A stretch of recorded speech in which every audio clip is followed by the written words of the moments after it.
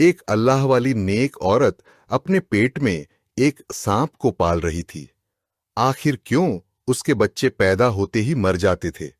जानने के लिए वीडियो को मुकम्मल जरूर देखिएगा। सच्चे वाकयात में यह वाकया लिखा गया है। कहा जाता है एक गरीब माँ बाप की इकलौती बेटी थी जो कि बहुत ही खूबसूरत और बाहिया थी। उसके माँ बाप ने उसे हर तरह की तालीम और तरबियत दिलवाई। यानी वह हाफिज कुरान भी थी, अल्लाह की इबादत करने वाली भी थी। वह जवान हुई तो माँ बाप को उसकी शादी की फिक्र सताने लगी। उसकी खूबसूरती की वजह से कई लोग उसके दीवाने हो चुके थे।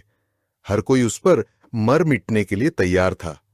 एक बार वह लड़की बाहर किसी काम से गई तो एक हिंदू आदमी उस लड़की को देखते ही उसका दीवाना हो गया। वह तरह तरह से उसकी कुर्बत चाहता था और मंसूबे बनाता था। यह लड़की मुझे किसी तरह से हासिल हो जाए। एक दिन उस हिंदू लड़के ने फैसला कर लिया, मैं इस लड़की से बात करके रहूंगा ताकि वह मुझसे शादी करने पर राजी हो जाए। वह लड़का उस लड़की की ताक में बैठा ही रहता। उसे पता था आज उसे यहां से गुजरकर मदर से जाना है। वह अपनी सहेली के हिमरा जंगल के रास्ते से गुजरकर मदर से जाया करती थी, लेकिन आज उसकी सहेली बीमार थी, इसलिए उसको आज अकेले ही जाना पड़ रहा था। छोटा सा रास्ता था, लेकिन वीरान रास्ता था। वह हिंदू लड़का उसकी ताक में बैठ गया और उसने देखा कि वह लड़की दूर से आ रही है, तो वह पेड़ के पीछे छुप गया और फिर अचानक से उस लड़की के सामने आ गया। वह लड़की उस हिंदू लड़के को देखकर चौंक गई और उसे अपनी गलती का एहसास हो गया। अगर उसकी सहेली बीमार थी तो आज उसे अकेले इस रास्ते पर नहीं आना चाहिए था। वह लड़की खौफ के मारे उस लड़के को देखने लगी और फिर आगे बढ़ने लगी तो लड़के ने आगे बढ़कर दोबारा उसका रास्ता रोक लिया और अपने दिल की बात कह दी। उस हिंदू लड़के ने कहा, मैं तुम्हें बहुत पसंद करता हूं और तुमसे शादी करना चाहता हूं। मेरा धर्म हिंदू है और तुम्हारा धर्म इस्लाम है, लेकिन मैं धर्मों को नहीं मानता हूं। मैं मोहब्बत पर यकीन रखता हूं। तुम अपना धर्म मेरे लिए छोड़ दो, मैं अपना धर्म तुम्हारे लिए छोड़ दूंगा और हम दोनों बहुत खुश रहेंगे। उस हिंदू लड़के की बात सुनकर लड़की को गुस्सा आ गया और उसने गुस्से से एक जोरदार थप्पड़ उस हिंदू लड़के के मुंह पर मार दिया। उस हिंदू लड़के को इस बात की बिल्कुल भी तवक्कुल उसे थप्पड़ मार देगी। अचानक से वह अपना गाल थामकर हैरत से उस लड़की को देखने लगा। लड़की का चेहरा गुस्से से सुर्ख था। लड़की ने कहा, जो इंसान अपने रब का नहीं हो सकता, अपने धर्म का नहीं हो सकता, तो वह किसी और का क्या होगा? इंसान के पास उसका ईमान, उसका धर्म ही तो होता है। और तुम एक लड़की की खातिर अपना मजहब छोड़ने के लिए तैयार हो। न सिर्फ यह कि अपना मजहब छोड़ रहे हो, बल्कि मुझे भी मजबूर कर रहे हो। मैं अपना मजहब तुम्हारी खातिर छोड़ दूं? तुमने सोच भी कैसे लिया? मैं तुम जैसे बेईमान शख्स के लिए अपने अल्लाह को छोड़ दूंगी। मैं अपने रब से बहुत मोहब्बत करती हूं और अपने ईमान पर कायम हूं। मेरा ईमान तुम्हारी तरह कच्चा नहीं है कि मैं किसी इंसान के लिए अपने ईमान को दांव पर लगाऊं। अगर मेरे माँ बाप भी मुझसे कहे कि अपना ईमान छोड़ दो, तो मैं अपने माँ बाप की भी बात नहीं मानूंगी, बल्कि अपना घर छोड़कर चली जाऊंगी। ऐसे लोगों के साथ मैं रहूंगी ही नहीं जो मुझे अपने रब को छोड़ने का कह रहे हैं, चाहे वह मेरे माँ बाप ही क्यों ना हो। तो फिर तुम क्या चीज हो? उस लड़के को बहुत ज्यादा गुस्सा आ गया था कि लड़की एक तो उसे थप्पड़ मार चुकी थी और दूसरा उसे बातें सुना रही थी। उस लड़की के मुंह से नफरत अंगेज बातें सुनकर वह हैरान था, क्योंकि उसको लगा कि वह उससे मोहब्बत की बात करेगा और लड़की उसकी बातों में आ जाएगी। वह हिंदू लड़का बहुत खूबसूरत था। उसे अपने मर्दाना वजाहत पर बहुत नाज था और वह सोच रहा था, कोई भी लड़की उसके बारे में बुरा नहीं सोच सकती। लेकिन उस मजबूत किरदार और मजबूत ईमान वाली लड़की को देखकर आज वह हैरान था। लड़की ने उसकी एक ना सुनी और गुस्सा करते हुए आगे बढ़ गई। तो काफी देर तक वह हिंदू लड़का वहीं जंगल के रास्ते में बैठकर सोचता रहा कि कैसे एक दो टक्के की लड़की ने बुरी तरह से उसे दुदक दिया था। वह चाहती तो आराम से इनकार कर सकती थी, लेकिन उस लड़की ने थप्पड़ मारकर अच्छा नहीं किया। उसी वक्त उस लड़के ने दिल में तय कर लिया कि इस लड़की को किसी और का तो बिल्कुल होने नहीं दूंगा। मेरी ना हुई तो किसी और की भी ना होगी। और वह उसके बाद दिन रात यह सोचने लगा, किसी तरह इस लड़की को हासिल कर ले आए। हिंदू लड़का कोई ना कोई मंसूबा बनाता कि किस तरह उस लड़की को अगवा किया जाए या कुछ भी उसके साथ बुरा किया जाए, लेकिन हर बार वह कोशिश करता मगर नाकाम लौटता। दूसरी तरफ लड़की को अपनी गलती का एहसास हो गया था और इसीलिए वह दोबारा उस रास्ते से नहीं गई और उसने मदरसे जा भी छोड़ दिया था। अब वह दीन की तालीम घर पर ही हासिल करने लगी थी। काफी महीने गुजर गए। लड़की उस हिंदू लड़के को और उसकी बातों को भूल चुकी थी। उसे लगा कि वह खम खवा का कोई राहगीर है जिसने उसका रास्ता रोक लिया है। उसने कभी भी गांव के किसी लड़के को ना देखा था। लड़की सारे वाकया को बुलाकर अपनी जिंदगी में दोबारा मग्न हो गई थी और उसे बिल्कुल भूल गया था कि कोई लड़का उसके पीछे था। लेकिन लड़का यह सब नहीं भूला था। पहले तो वह लड़का उस लड़की की मोहब्बत की आग में जल रहा था, लेकिन अब वह बदले की आग में जलना शुरू हो गया था और उसने तय कर लिया कि वह उससे थप्पड़ का बदला जरूर लेगा। आज तक किसी ने उस लड़के को थप्पड़ नहीं मारा था। लड़की तो दूर की बात, किसी मर्द की भी मजाल ना हुई थी कि उस पर हाथ उठाता, और यह कैसी लड़की थी जिसने बगैर किसी खौफ के उसके मुंह पर तमाचा मार दिया। और अब यह बात उस हिंदू लड़के से बर्दाश्त नहीं हो रही थी। उसने फैसला कर लिया कि वह उस लड़की की जिंदगी बर्बाद करके रहेगा। इधर उस लड़की के बाप ने एक अच्छा सा मुसलमान लड़का देखकर उस लड़की की शादी तय कर दी। वह लड़का भी नेक था। बाहिया लड़की जब ब्याह कर अपने घर चली गई तो वह अपने शौहर के साथ बहुत खुश थी। उसका शौहर भी उसके साथ बहुत प्यार करता था। जब उस लड़की का रिश्ता तय हुआ और उसकी शादी हो रही थी तो इत्तेफाक से उस हिंदू लड़की दूसरे शहर में कोई काम आ गया था और वह 1 महीने के लिए दूसरे शहर चला गया। इसी दौरान उस लड़की का रिश्ता तय हो गया और उसकी शादी हो गई।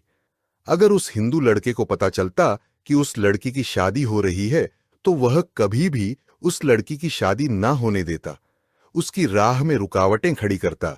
लेकिन क्योंकि उस लड़की का नसीब उस मुसलमान मर्द के साथ लिखा हुआ था, इसलिए यह होकर ही रहा और हिंदू लड़के को उस वक्त तो यह मौका नहीं मिला वह उस लड़की की शादी को रुकवा सके।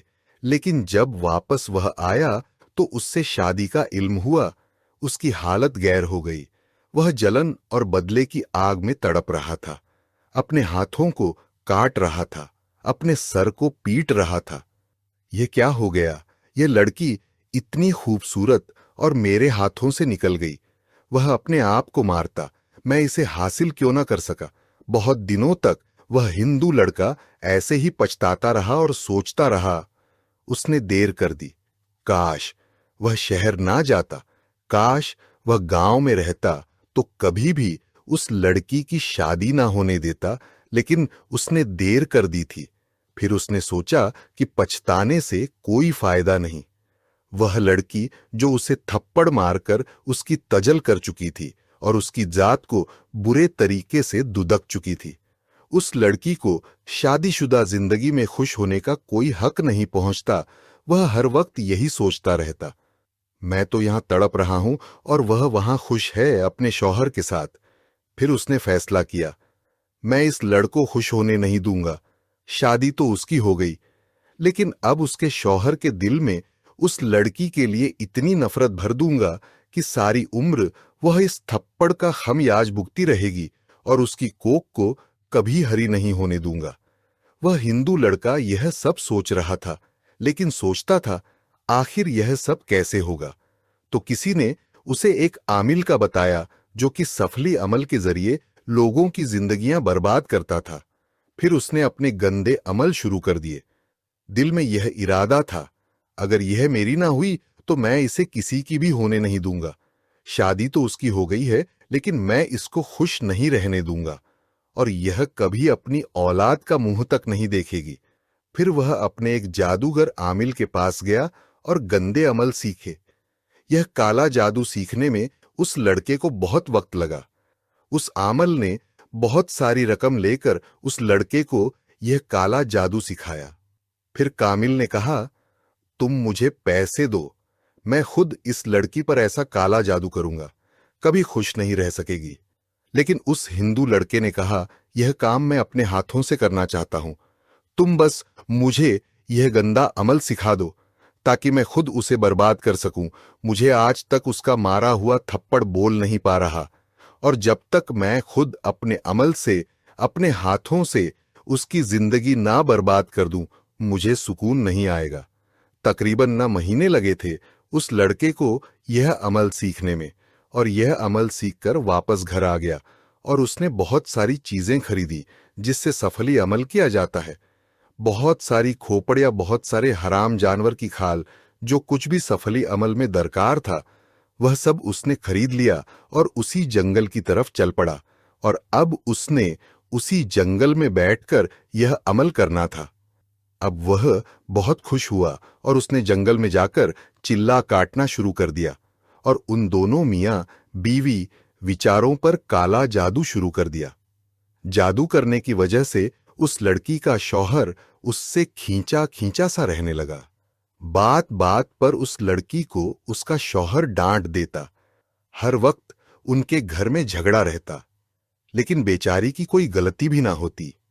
तब भी उसका शौहर उसकी शामत ले आता। वह लड़की हर वक्त परेशान रहती कि अचानक मेरा इतना प्यार करने वाला शौहर मुझसे दूर हो रहा है, और शुरू के 5 साल तक उसके यहां कोई भी औलाद ना हुई। एक तो उस बात का गम कि उसका शौहर उससे इतना बेजार, और ऊपर से औलाद भी नहीं हो रही थी। फिर किसी के कहने पर उसने रूहानी इलाज करवाया। बहुत रूहानी इलाज करवाने के बाद आखिरकार उनके घर एक बहुत खूबसूरत सी बेटी पैदा हुई। उस बच्ची को सब चाहते थे, लेकिन शौहर उस बच्ची के पास बिल्कुल नहीं जाता था। वह अपनी बेटी को देखना भी गवारा नहीं समझता था। बीवी से तो वह पहले ही बड़ी नफरत करता था। अब उसको अपनी बेटी से भी सख्त नफरत थी कि मैं अपनी बेटी कभी शक्ल ना देखूं। वह अल्लाह की नेक बंदी उस बात से भी दुखी थी, लेकिन अल्लाह का शुक्र अदा करती, क्योंकि कम से कम उसके घर में रहमत तो आई। एक ना एक दिन बाप के दिल में बेटी की मोहब्बत तो आएगी। ऐसा करते करते जब वह बच्ची 8वें महीने की हो गई, उन्हीं दिनों एक रोज एक अल्लाह वाले के दरबार से एक फकीर भीख मांगने उस औरत के घर गया। औरत ने मुलाजिम को कहा, इस मलंग को खैरात देकर रवाना कर दो। मगर वह फकीर जिद करने लगा कि घर की मालकिन से मिलना चाहता हूं, बहुत जरूरी बात करनी है। हालांकि वह किसी के सामने कभी नहीं आती थी, क्योंकि वह पर्दादार थी, लेकिन ना जाने क्यों वह उस बुजुर्ग के कहने पर बुजुर्ग की तरफ खींची चली गई। फकीर से मिलने दरवाजे तक आ गई। वह फकीर कहने लगा, बीबी जी खाने को रोटी दो। उस अल्लाह की नेक बंदी ने 3 रोटियां और सालन दिया। खाने के बाद वह फकीर बोला, बेटी पानी नहीं पिलाओ। उस औरत ने पीतल के बड़े गिलास में पानी मंगवाया और फकीर को दिया।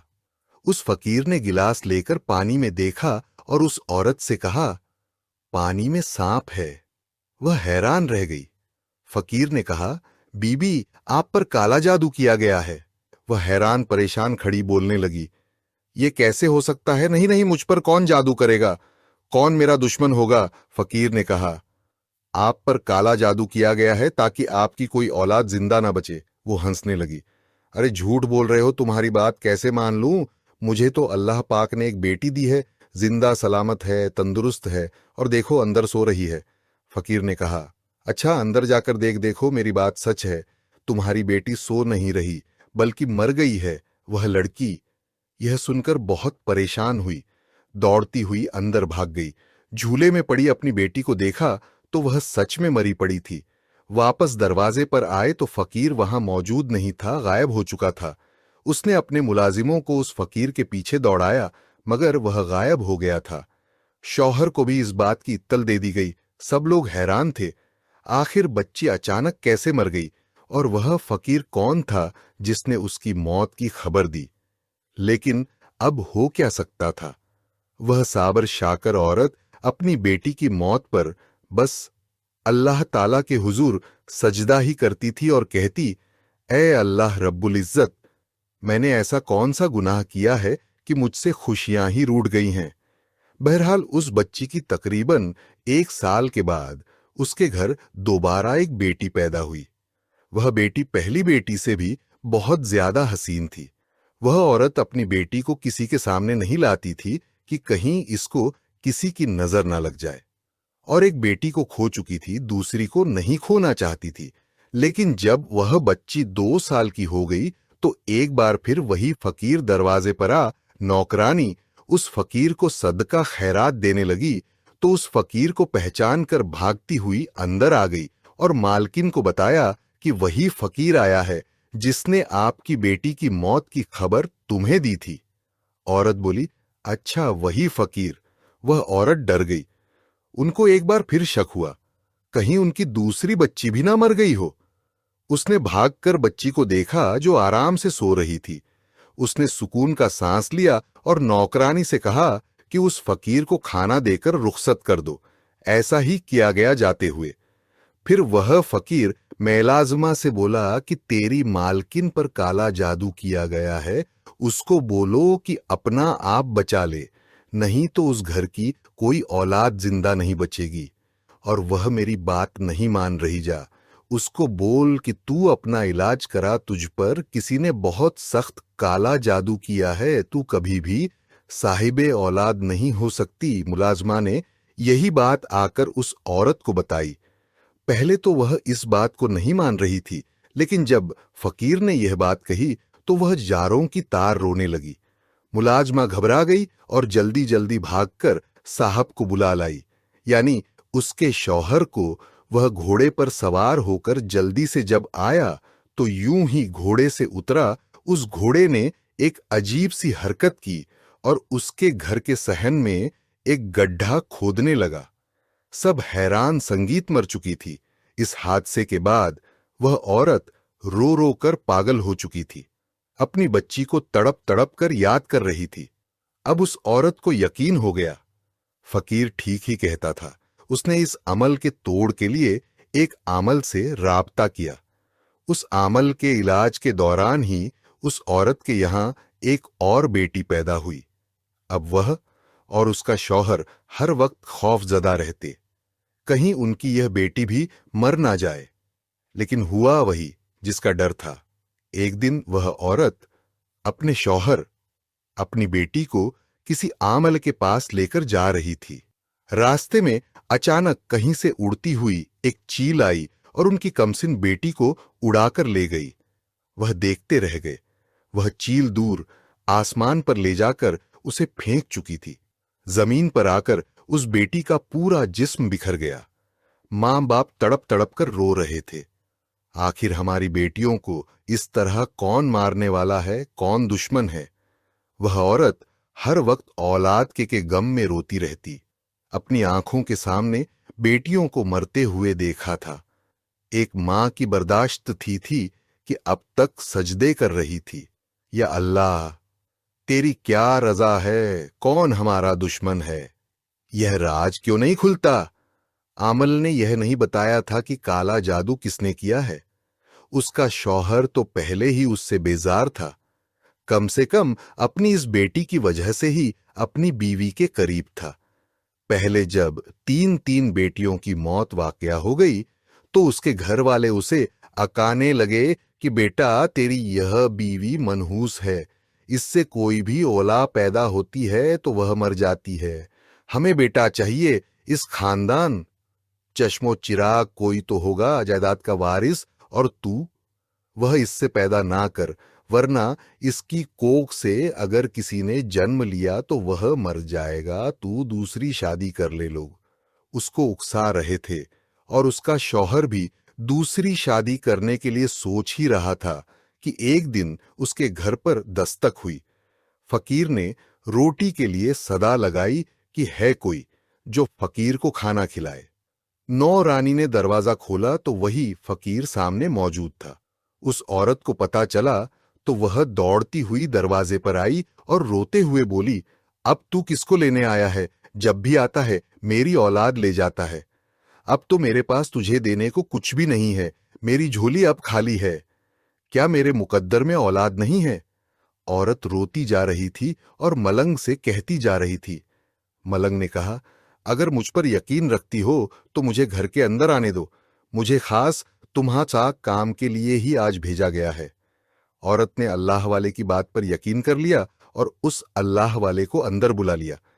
अल्लाह वाला पूरे घर में चक्कर काटने के बाद एक जगह बैठ गया और पानी मांगा। नुकरानी एक बर्तन में पानी ले आई। अल्लाह वाले अब काफी देर तक वजीफा पढ़ते रहे, तस्बीह पढ़ते रहे, जिक्र इलाही करते रहे।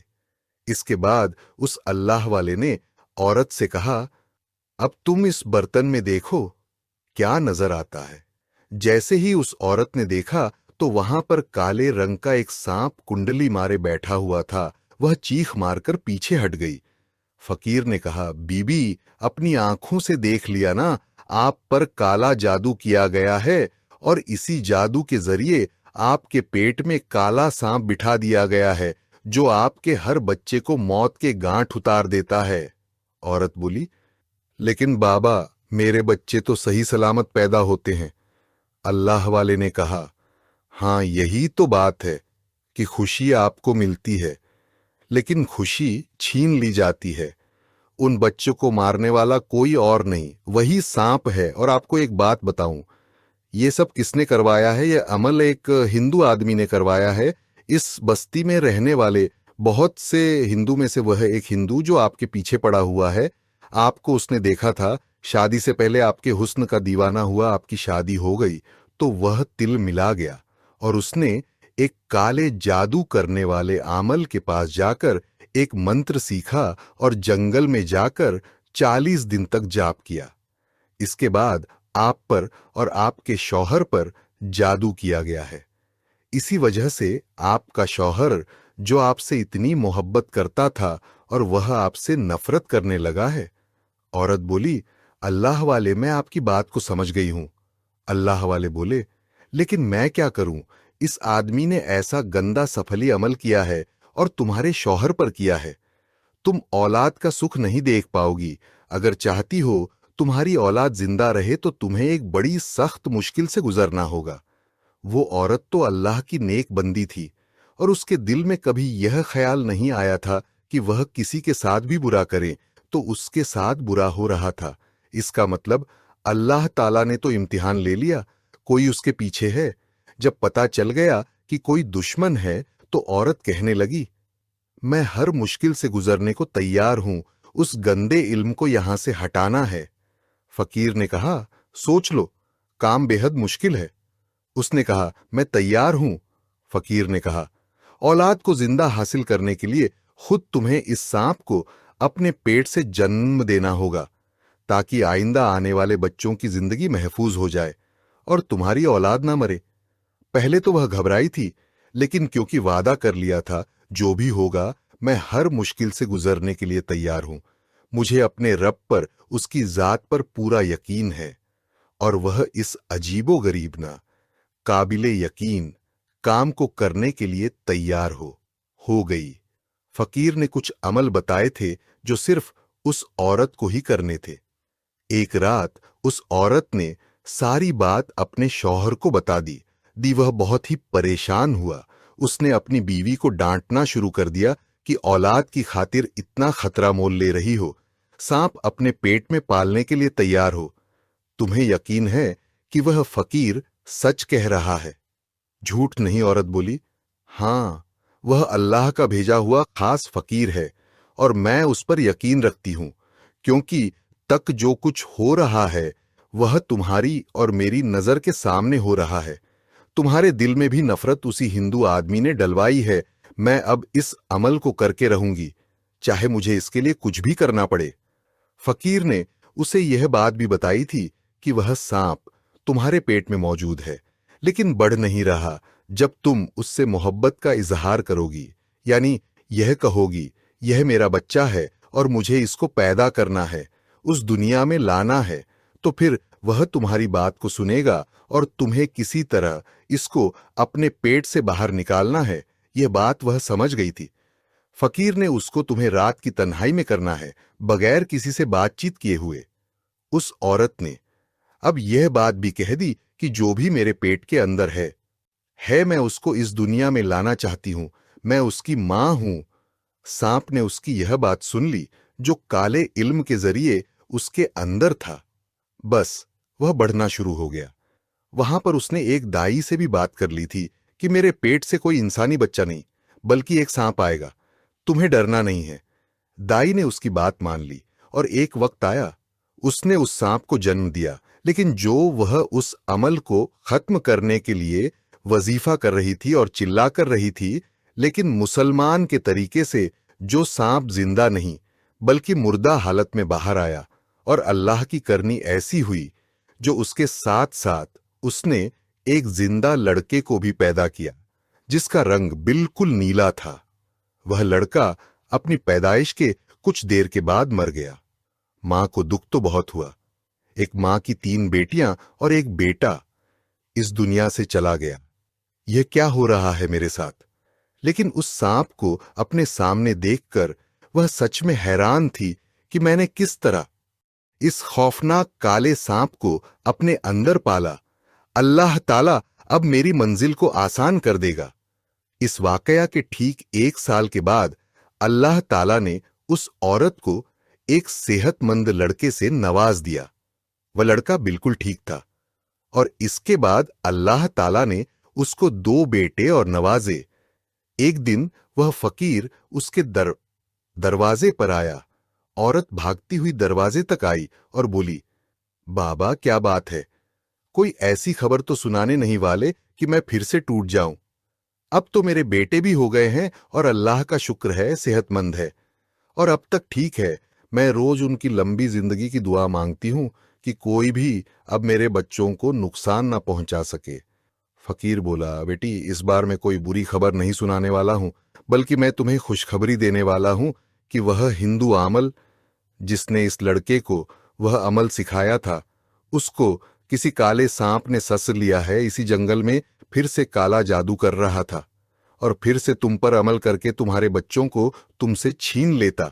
लेकिन अल्लाह ताला की करनी कि एक सांप कहीं से आया और उसने उसे डस लिया। वह लड़का जो तुम्हारा आशिक था, वह फिर से इसी अमल को करवा रहा था। उसको भी इसी काले स्याह सांप ने डस लिया है। अल्लाह ताला ने तुम पर कर्म किया। जो लोग तुम्हारे दुश्मन थे उनको तुमसे दूर कर दिया गया है। अब तुम अपनी जिंदगी हंसी खुशी गुजार सकती हो और तुम्हारे बेटों को अल्लाह ताला लंबी जिंदगी दे, तुम्हारी जायदाद का वारिस बनाए और वह जो नेक पाकीज़ा औरत अल्लाह ताला के कर्म से अपने बेटों के साथ हंसी खुशी रहने लगी। अगर इंसान इस बात पर यकीन कर ले कि अल्लाह की जात के अलावा कोई किसी का कुछ बिगाड़ नहीं सकता, तो मुश्किल आसान हो जाती है और काले जादू का वजूद इस दुनिया में है और हमें हर तरह से अपनी और अपने घर वालों की हिफाजत करनी चाहिए। प्यारे दोस्तों, आज का यह वाकया आपको कैसा लगा? उम्मीद करती हूं कि बेहद पसंद आया होगा।